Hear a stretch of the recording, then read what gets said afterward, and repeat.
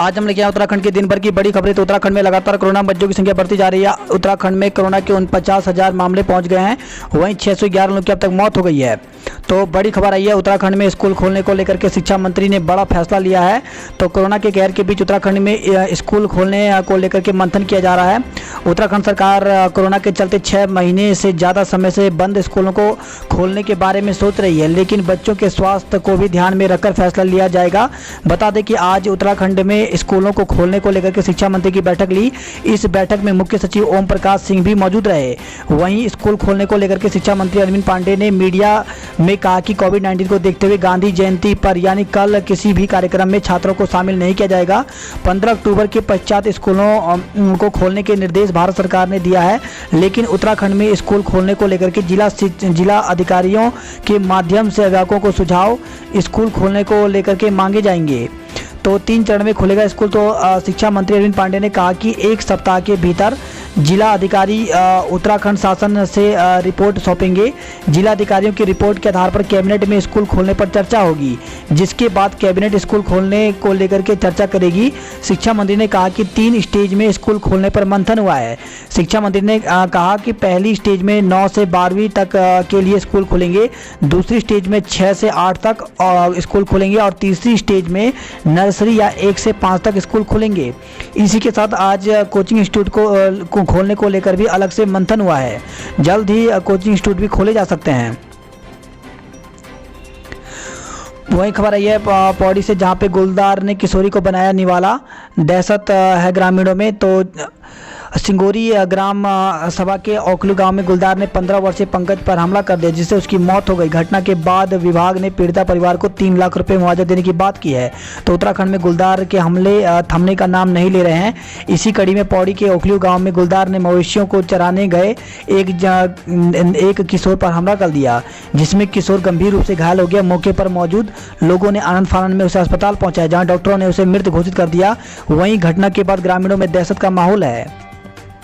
खबर है रुड़की से, जहां पे बिजली की पोल से टकराकर बाइक सवार की मौत हो गई। जांच में जुटी हुई है पुलिस। तो झबरेड़ा थाना क्षेत्र के गोकुलपुर गांव में एक बाइक सवार की सड़क हादसे में मौत हो गई। स्थानीय लोगों ने इसकी सूचना पुलिस को दी। सूचना मिलते ही मौके पर पहुंची पुलिस ने शव को कब्जे में लेकर पोस्टमार्टम के लिए रुड़की सिविल अस्पताल भेज दिया है। वही खबर आई है, सेना में जाने के लिए 4 युवकों ने एटीएम तोड़ने का प्रयास किया, पहुंचे जेल। तो काशीपुर से खबर आई है, जहां पर आईटीआई थाना पुलिस ने चोरी का प्रयास करने वाले 4 आरोपियों को पकड़ने में सफलता प्राप्त की है। पुलिस ने सीसीटीवी फुटेज के आधार पर आरोपियों की पहचान की। 4 को गिरफ्तार कर कोर्ट में पेश कर लिया है। इस मामले में रिपोर्ट बैंक के शाखा प्रबंधक पीयूष गोयल ने दर्ज कराई थी। खबर आई है उत्तराखंड से, जहां पे जल्द बढ़ाया जा सकता है चारों धामों में श्रद्धालुओं के दर्शन का समय। तो सामाजिक दूरी के तय मानक का पालन सुनिश्चित कराने के साथ साथ पूजा का समय बढ़ाने की भी तैयारियां देवस्थानम बोर्ड ने कर ली है। देवस्थानम बोर्ड के सीईओ रविनाथ रमन का कहना है कि श्रद्धालुओं की संख्या बढ़ाने पर सोशल डिस्टेंसिंग का पालन सुनिश्चित कराने के लिए दर्शन का समय 12 बजे से बढ़ाकर 3 बजे किए जाने पर विचार किया जा रहा है।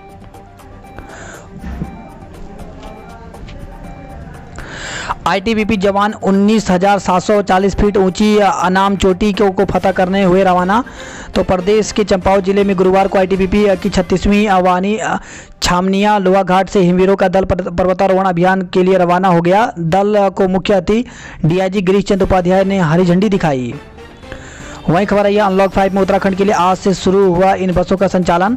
तो उत्तराखंड में अनलॉक 5 के तहत अंतर्राज्यीय बसों का संचालन शुरू किया गया। ये सभी बसें देहरादून, आईएसबीटी और आगरा, लखनऊ और दिल्ली के लिए संचालित हो गई हैं। कोरोना संकट काल में अनलॉक 5 के तहत उत्तराखंड की अंतर्राज्यीय बसों का संचालन शुरू हो गया। बुधवार को 192 दिन बाद प्रदेश के सभी डिपो से 90 बसें दिल्ली मार्ग पर संचालित हुई। वहीं गुरुवार से देहरादून से उत्तर प्रदेश परिवहन की 7 बसों का संचालन भी शुरू हो गया है।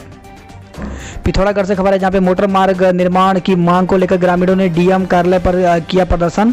तो पिथौरागढ़ से गुरना क्षेत्र के लोगों ने कांटे गांव विनायक मोटर मार्ग में काम को अधूरा छोड़े जाने को लेकर के जिलाधिकारी कार्यालय में जोरदार प्रदर्शन किया।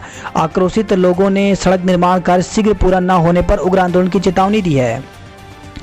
वहीं खबर आई है, मुख्य सचिव के निजी सचिव कोरोना पॉजिटिव, सीएस ऑफिस बंद हो गया है। तो देहरादून से खबर है जहां पे उत्तराखंड में कोरोना का कहर थमने का नाम नहीं ले रहा है। कोरोना के आंकड़ा 50 साल के पार पहुंच गया। लगातार बढ़ते मामले सरकार की चिंता बढ़ा रहे हैं। उसका सबसे बड़ा कारण यह है कि सरकारी कामकाज भी कोरोना के कारण पर ब्रेक लग रहा है। ताज़ा मामला मुख्य सचिव ओम प्रकाश के निजी सचिव की कोरोना जांच रिपोर्ट पॉजिटिव आई है, जिस वजह से मुख्य सचिव कार्यालय सील कर दिया गया है। अब कार्यालय सोमवार को खुलेगा। मुख्य सचिव सहित समस्त स्टाफ आइसोलेशन में है। मुख्य सचिव के वरिष्ठ प्रमुख निजी सचिव दर्शन लाल सेमवाल ने भी उनमें कोरोना पॉजिटिव होने की पुष्टि की है। वही खबर आई है देहरादून से जहाँ पे मिठाई खरीदने जा रहे हैं तो उनके लिए ज़रूरी है, विक्रेता पर 2 लाख का जुर्माना लग सकता है। तो अक्सर मिठाई की दुकानों में रंग बिरंगी मिठाइयाँ रखी रहती हैं, जिसे देख हमारा जी खाने को ललचाता है, लेकिन मिठाइयाँ कई बार स्वास्थ्य के लिए घातक हो सकती हैं, क्योंकि ट्रे पर रखी मिठाइयों में एक्सपायरी डेट नहीं लिखी होती और दुकानदार ताज़ी मिठाई के नाम पर उपभोक्ता को मिठाई बेच देते हैं। लेकिन कई मिठाइयाँ कई दिनों पुरानी होती हैं, जो स्वास्थ्य के लिए हानिकारक होती हैं, लेकिन अब इनसे छुटकारा मिलेगा। जी हाँ, अगर आप मिठाइयाँ खरीदने जा रहे हैं तो आपको ये जानकारी मिल जाएगी कि ये मिठाई कब की बनी है और आप इसे कब तक इस्तेमाल कर सकते हैं। जी हाँ, उपभोक्ताओं की सुरक्षा को लेकर के खाद्य संरक्षण एवं मानक प्राधिकरण ने यह फैसला लिया है कि मिठाई के काउंटर पर मिठाई बनाने की डेट के साथ ही उसकी बेस्ट बिफोर भी लिखी जाएगी। मिठाई की ट्रे और काउंटर पर अब तारीख लिखना अनिवार्य कर दिया गया है। वहीं कारोबारी अगर इन नियमों का पालन नहीं करते तो उन पर 2 लाख रुपए का जुर्माना भी लगाया जा सकता है। रुद्रप्रयाग से बड़ी खबर है जहाँ पे 2.5 महीने की गर्भवती थी नवविवाहिता लालची ससुराल वालियों के भेंट चढ़ी। तो उत्तराखंड में दहेज लोभियों की लालच की भेंट एक और बेटी चढ़ गई। उत्तराखंड की एक बेटी और नवविवाहिता की शादी 3 महीने बाद ही अपनी जान से हाथ धोना पड़ा।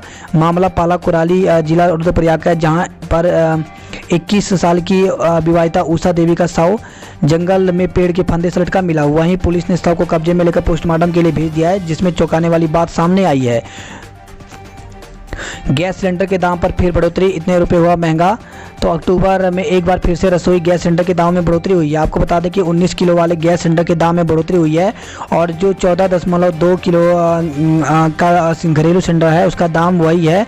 मिली जानकारी के अनुसार ऑयल मार्केटिंग कंपनी ने अक्टूबर महीने की गैस की कीमत जारी कर दी है। अगस्त सितंबर लगातार तीसरे महीने रसोई गैस सिलेंडर में कोई बदलाव नहीं किया गया था।